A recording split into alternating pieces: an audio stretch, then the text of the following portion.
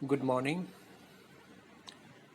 आज हम करेंगे कि स्ट्रेट एज यानी सीधी कोर की वजह से जो विवर्तन दिखाई देता है, जिसमें जो प्रकाशमय क्षेत्र है उसके अंदर अलग अलग चौड़ाई की कुछ फ्रिंजेस दिखाई देती हैं, जहाँ पे लाइट की तीव्रता बहुत ज़्यादा और थोड़ी कम ज़्यादा, बहुत ज़्यादा कम ज़्यादा, कुछ इस तरह की स्थिति जो होती है, उसमें जो फ्रिंजों की स्थिति क्या क्या होगी और फ्रिंजों के बीच का जो अंतराल है वो कितना होगा, उसकी कैलकुलेशन हम करेंगे। ये जो फिगर दिखाया गया है, एस कोई लाइन सोर्स है और इससे ये वेव फ्रंट आ रहा है और सामने एक पर्दा रखा हुआ है। एस से जो स्ट्रेट एज की दूरी है वो स्मॉल ए है और स्ट्रेट एज से जो पर्दे की दूरी है वो स्मॉल बी है। मान लीजिए पी पॉइंट जो है वो पर्दे का सेंटर है और वहाँ सेंटर से x दूरी पर कोई पॉइंट P2 है।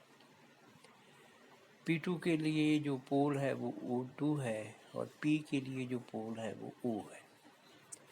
अब आपको ये पता है कि P2 पर जो लाइट की तीव्रता है वो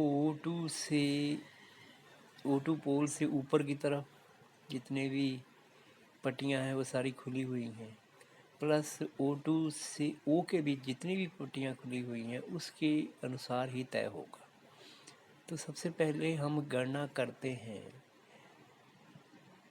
ये जो फिगर है उसके अंदर O P2 दूरी कितनी है और O2 P2 दूरी कितनी है, इन दोनों का अंतर मान लीजिए ये है डेल्टा, यानी OP2 माइनस O2P2। अब OP2 दूरी जो है वो पाइथागोरस थ्योरम से निकाल सकते हैं, b² प्लस एक्स स्क्र पूरे का स्क्वायर रूट।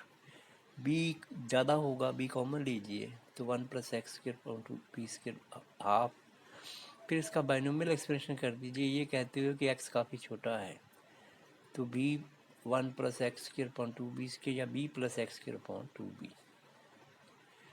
इसी तरह से जो O2P2 दूरी है वो निकलेगी SP2 माइनस SO2 से।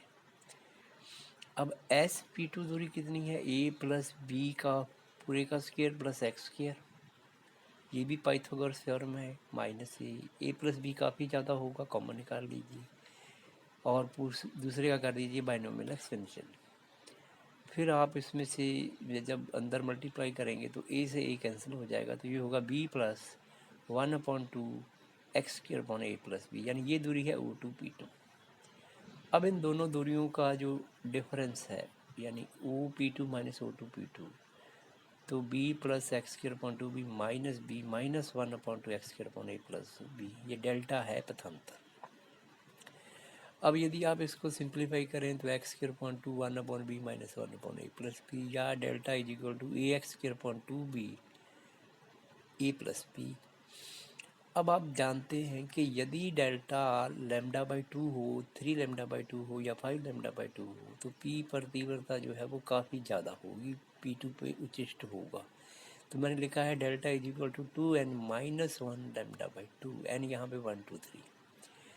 तो यदि डेल्टा इज इक्वल टू ये है तो आप xn यानी पर्दे के केंद्र से स्थितियाँ जो हैं वो आपको कुछ मिलेंगी जहाँ पर कि लाइट की तीव्रता ज़्यादा होगी।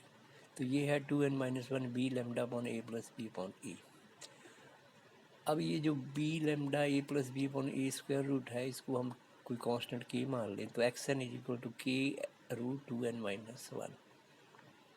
इसी तरह से पी पर लाइट की तीव्रता कम होगी जब a x n square upon 2b a plus b is equal to 2n λ/2, यानी जब 2 पट्टियाँ खुली होंगी, 4 खुली होंगी, 6 खुली होंगी तो उस केस में लाइट की तीव्रता कम होगी। तो इसकी स्थितियाँ जो है वो x n is equal to के रूट 2n से आएंगी।